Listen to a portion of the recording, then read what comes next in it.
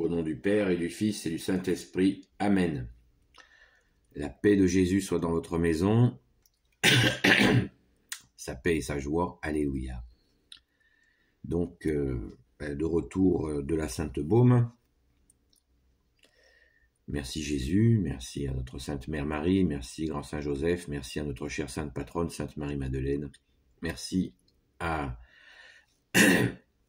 tous les saints et saintes amis de toi Jésus, merci Saint Michel Archange qui est comme Dieu, merci Saint Gabriel Archange, merci Saint Raphaël Archange, merci à tes anges guérisseurs, merci à vous tous les anges qui servent Jésus. Un grand merci aux prêtres qui ont célébré les messes du week-end, les dominicains de la Sainte Baume. Merci à toutes celles et ceux que j'ai rencontrés pour ces échanges. Merci par ta grâce, ô Jésus, alléluia. Merci à toutes celles et ceux qui se sont joints en union de prière, en particulier les amis de Sainte Marie-Madeleine. Merci à vous, merci de votre soutien. C'est précieux, c'est près des cieux. Jésus, tu es notre ciel, alléluia. Donc, il y a eu un bel orage en fin de journée, là, après la vidéo que vous pourrez voir. Il y a eu un orage magistral, enfin un orage. L'orage était largement allégé, merci Jésus. Il y a une pluie diluvienne, ça faisait des petits ruisseaux partout, c'était magnifique. Merci Jésus. Le Var a tant besoin d'eau. Et bien d'autres régions encore. Merci Jésus de pourvoir. Alléluia. Pas penser qu'à soi. Et c'est vrai que le soleil, c'est beau. On s'y fait bien. Merci Jésus. Alléluia. Eh bien, nous écoutons Saint Marc. On dit de lui qu'il était le secrétaire particulier de Saint Pierre. C'est intéressant à savoir. Merci Jésus. La parabole des vignerons assassins. Ô Jésus, que ta parole entre dans mon esprit, que ma bouche proclame ta louange et que mon cœur accueille ta parole. Alléluia. Jésus se mit à leur parler en parabole. Un homme a planté une vigne, il l'a entourée d'un mur. Il a creusé un pressoir et bâti un abri pour le garde. Puis, il l'a remise à des fermiers pendant que lui s'en allait à l'étranger. Quand la saison en est venue, il envoie un serviteur pour rencontrer les fermiers et recevoir de leurs mains les fruits de la vigne. Mais les fermiers le prennent, le battent et le renvoient les mains vides. De nouveau, il leur envoie un autre serviteur, lui aussi, il le frappe à la tête et le couvre d'insultes. Ils en envoient un autre qui est tué, puis beaucoup d'autres qu'ils battent ou qu'ils tuent. Il lui en restait un, son fils bien-aimé. Il le leur envoie en dernier en se disant « Ils auront du respect pour mon fils ». Mais ces fermiers se disent entre eux « C'est lui l'héritier, allons-y, tuons-le, l'héritage sera pour nous ». Ils le prennent donc et le tuent, puis ils le rejettent hors de la vigne. Que fera le propriétaire de la vigne? Il viendra, il fera périr ses fermiers et confiera la vigne à d'autres. Peut-être avez-vous lu cette écriture. La pierre rejetée par les constructeurs est devenue la pierre d'angle. C'est le Seigneur qui l'avait donnée et nous restons à l'admirer. Les chefs auraient voulu s'emparer de lui, mais ils avaient peur de la foule. Ils avaient bien compris en effet que cette parabole de Jésus était pour eux. Ils le laissèrent là et s'en allèrent. Merci Jésus pour ta parole. Waouh! Se parler en parabole, merci Jésus, est absolument extraordinaire, car ça a le mérite de nous faire réfléchir et une façon pour toi, bien-aimé Jésus, de faire réfléchir tes agresseurs. Mais hélas, ça n'a pas diminué, ça aurait pu faire une prise de conscience légère pour ces gens. Il s'agit bien des pharisiens, des docteurs de la loi, certainement pas tous, mais ceux qui étaient en charge du temple, qui étaient entre guillemets en responsabilité de la religion, eh bien une majorité d'entre eux étaient dans cet agacement meurtrier qui finit par un meurtre puisqu'ils ont crucifié Jésus. Il y en avait certainement qui étaient opposés. Il y avait certainement des sages dans ces gens-là. Ne l'oublions pas. Mais ceux qui détenaient le pouvoir sur la religion, eux, étaient menteurs et homicides, comme nous le dit Jésus, et il n'y a rien à faire, indécrottable.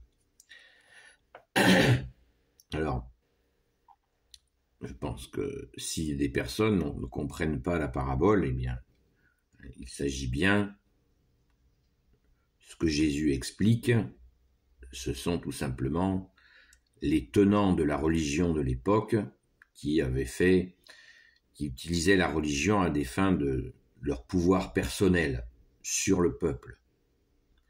Et bien sûr, Jésus ne l'a pas accepté, puisque Jésus est venu rétablir la vérité qu'il est. Jésus est la vérité. Quand il vient, il est là, il est Dieu, avec son Père et l'Esprit Saint, et il rétablit la vérité. Et il confond, vous savez, quand quelqu'un arrive et confond les menteurs et les assassins, eh bien, l'ambiance, vous imaginez l'ambiance. Eh bien, c'est ce qu'il fait.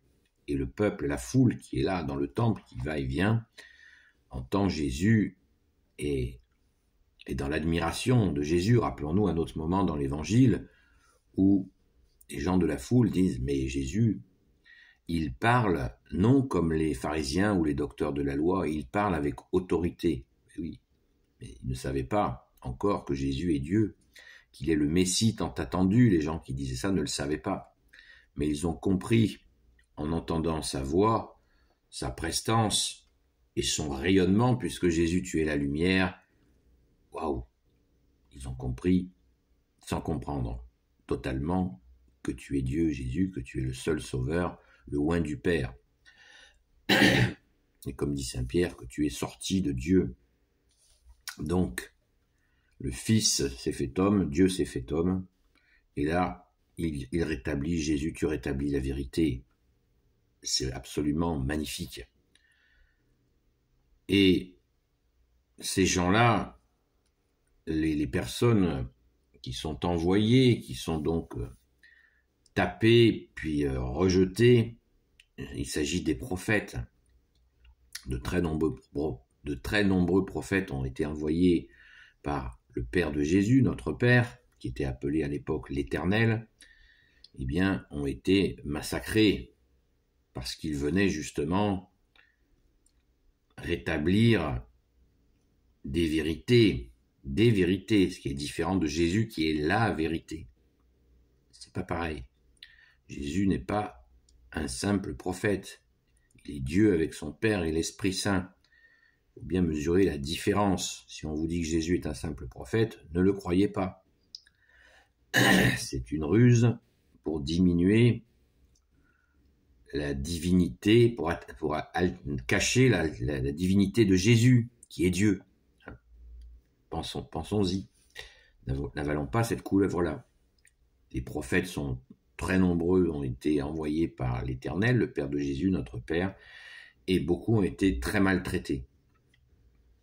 Donc c'est cette allusion que fait Jésus, et les pharisiens, les docteurs de la loi, pas tous, mais les énervés, les nervis, comme on dit, eh bien, ils ont bien compris qu'il parlait d'eux. Et oui. Donc, c'est chaud, c'est très chaud. Et Jésus parle de nous dans cette parabole. Ne l'oublions pas.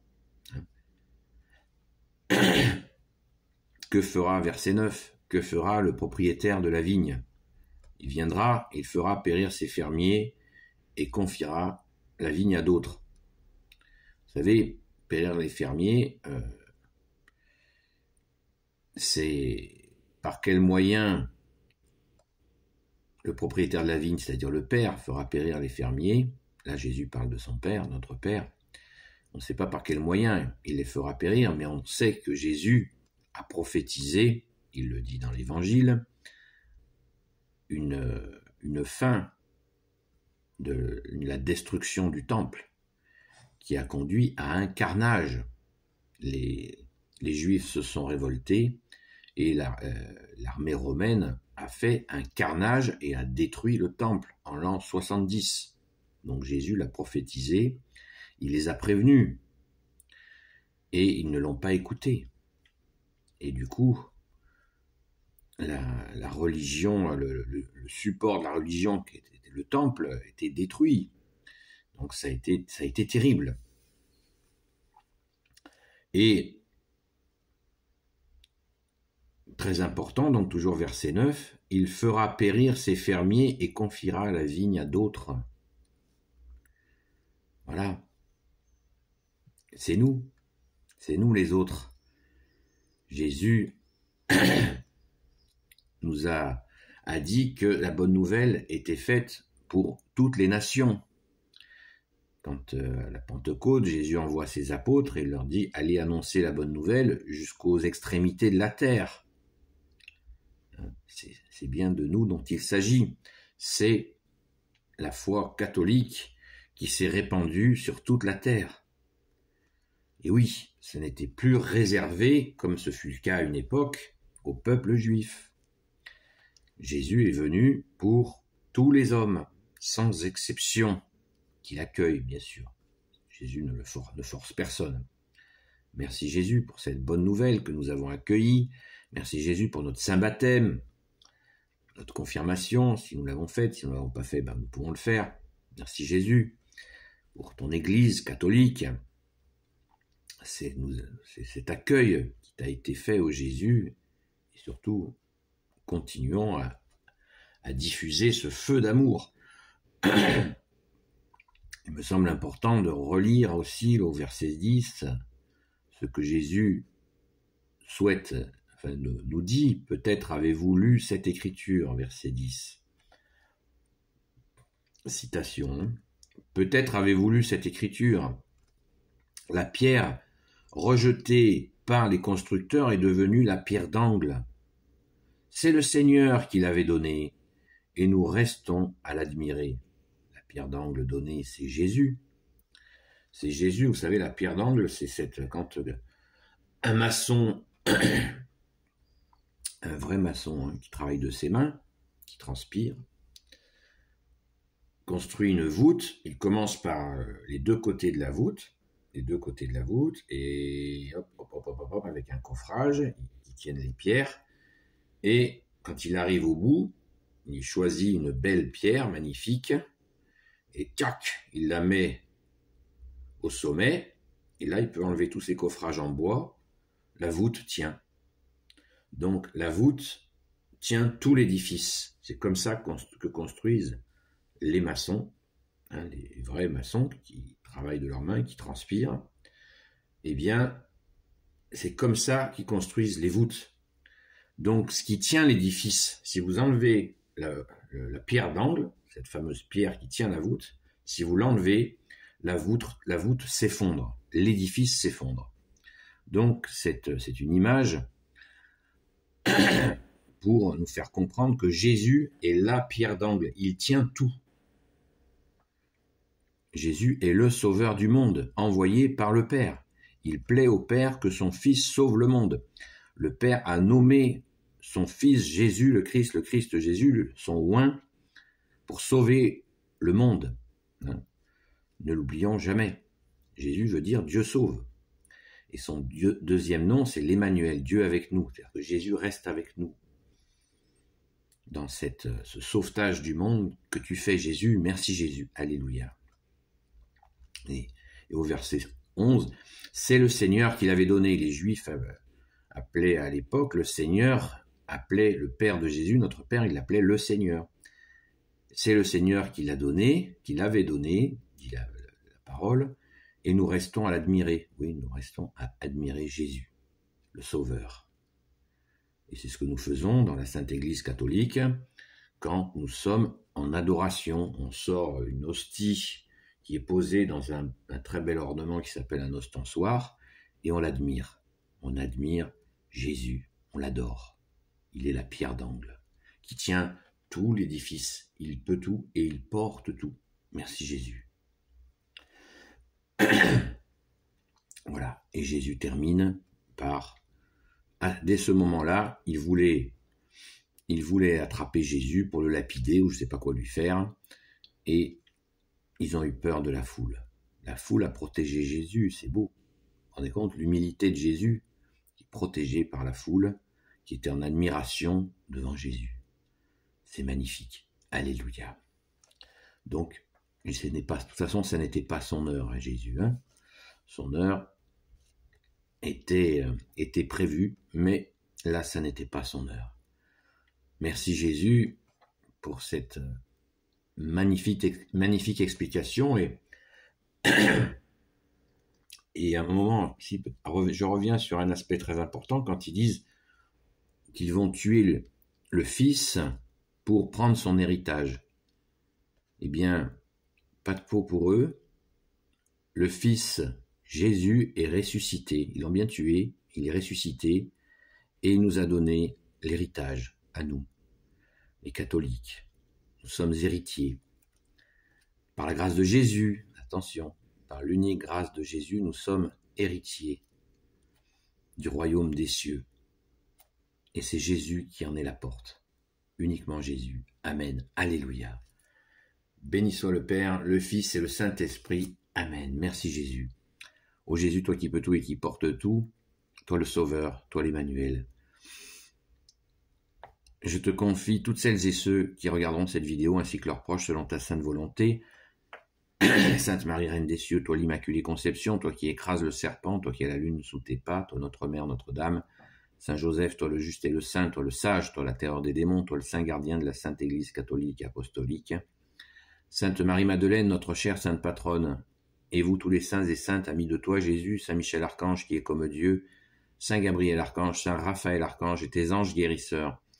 Et vous tous les anges qui servez Jésus, je vous confie toutes celles et ceux qui regarderont cette vidéo, ainsi que leurs proches, selon ta sainte volonté, ô Jésus. La paix de Jésus soit dans votre maison, et je vous dis à très vite.